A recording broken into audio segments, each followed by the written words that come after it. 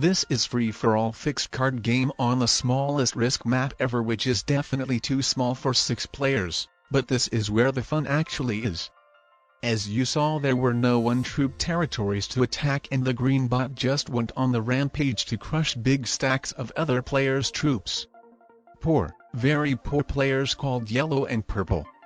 But oh well, most importantly they weren't my troops. Though what can I see is that the orange player has a lot of troops in South America, so hopefully the orange player doesn't crush them, as otherwise the game would probably be immediately over for me. So hopefully the orange player isn't an inexperienced player who would ruin the game for both of us. Anyway, I decided to use the strategy which is as old as the world. And it's to send the alliance request for everyone, so they would be targeting each other, leaving my troops alone, and would give me an easy win. So just an unfortunate thing is that the person whom I needed to be allied with the most, didn't accept alliance request, well at least not yet. But as you saw, he made me a path to move my troops out from South America, so I assume we will be friends with Orange, but who actually knows? I think it depends on where he is planning to keep the most of his troops, and if it's on Brazil next to my African border, then I think that wouldn't work out that well, especially if he is a low-ranked, as low-ranked players tend to be super aggressive. But it looks like that the orange player is smart. I mean, if he was a low-ranked player, then would have probably continued blocking me in South America and looked forward to crush that army rather than just simply letting me move it out to Africa. Anyway, one player is already gone. It's the green expert bot which went on the rampage, so I think there's no surprise here. It wasn't worth for the purple player to take him out at all, but I mean, the fewer players in the game, the better for me. My chances to win are increasing. And I think the purple player will be soon enough eliminated himself, especially when he keeps wasting a lot of troops, but I mean, this is why I sent the alliance requests for him and others. So that all of them would be wasting their troops on attacking each other but not me, so I would just be simply able to accumulate a bunch of troops, and with hoarding them I would just watch the world burn, waiting for the opportunities till it's worth for me to take someone out, or when I would just simply have more troops than all of my opponents combined. The purple player, if not having a set at 3 cards, is basically dead, and the blue player disconnected and became a bot, so he isn't an issue to deal with either.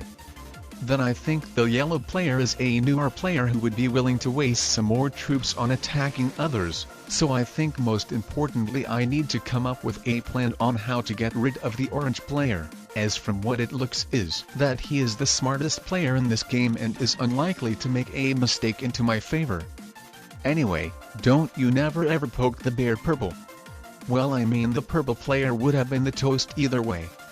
I would have taken him out even if he hadn't invaded me into Africa, so just obviously I would have liked that he would have crushed the blue player's Australian troops, so it would have been even easier to take him out and obtain his cards. And now I was wondering where I should fortify my troops to, so most importantly I wouldn't annoy the yellow player, since I think it will mostly depend on him whether I win or not, whether he takes my alliance very seriously and might even too seriously. Then with secondary point being to not putting my troops into the place which would make them completely blocked. And finally to fortify my troops into the place which if possible wouldn't be bothering the orange player too. The chances are that the orange player is an experienced player, so I don't care that much of having an alliance with him as with yellow, but if possible I will try to avoid annoying him too. Actually, I'm very glad that he moved out to North America instead of capturing South America, as now he might be causing more pressure on yellow, while if he captured South America, then I think he would have caused more pressure on me, as with me being the African player who would have been bordering him, while yellow wouldn't have had any borders with him. Actually, I think it would have been the worst for me to be in the middle in Africa between South American and European players. Anyway, the main question right now is whether I should take the orange player out for 4 cards, if by doing so I would actually win the game or would just give away the game for yellow. I wasn't sure on that, so at the end I decided not to take that risk, especially after keep getting the worst sets possible. And I mean, too bad after taking the blue player out I've got the worst one of only 4 troops, Otherwise, if getting A10 troops won, then I think I would have gone for orange. But anyway, the most important thing is that the yellow player is keep staying in a very strong alliance. He was very cooperative to get rid of the blue player by setting him up for me, and I think the same thing will be for the orange player. Well, too bad the orange player got A10 troops set and was targeting my territories, but I think if I take down enough of his territories, then I think the yellow player might just completely take him out, crushing the biggest army. So with that, the game would be given away for me, and this is what I hope right now to happen by capturing all of these territories of orange. As I think after all the decisive factor will be yellow, who makes either me or the orange player wins. I think the experience-wise the yellow player has the lowest chances to win, though he could still win if either I over-attack orange, or orange over-attacks me.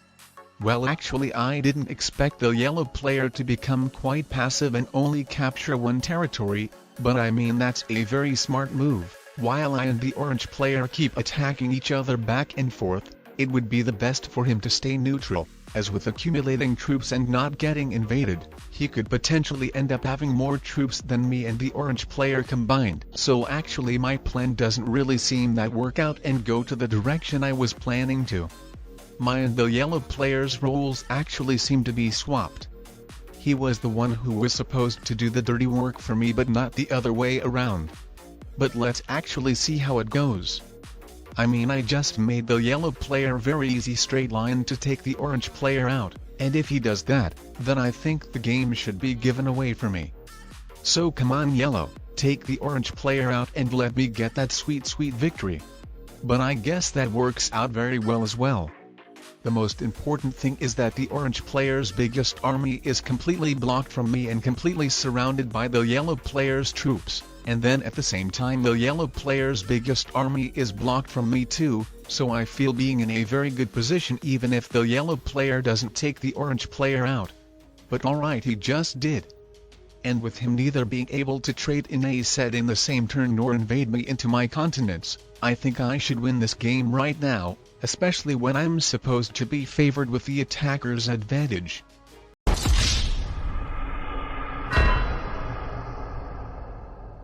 I guess that wasn't my moment to shine. This time was disfavored by being the attacker, but not everything has been lost yet. I mean, I should still be left with a few territories. But nope, actually the game is over, as I do not have a set at 4 cards, so the yellow player should be the winner of this game. But actually he is so kind to surrender and give me a victory, so that's really appreciated by me. What a sweet and very nice ally. I thought it would be the most unexpected twist ever, with the yellow player actually winning in this very sneaky alliance which was supposed to make me win but not to turn the table other way around. Anyway, what an epic match. Now after watching the gameplay on the smallest map, I would recommend you checking out the video on one of the biggest maps as well. That's another interesting fixed card video.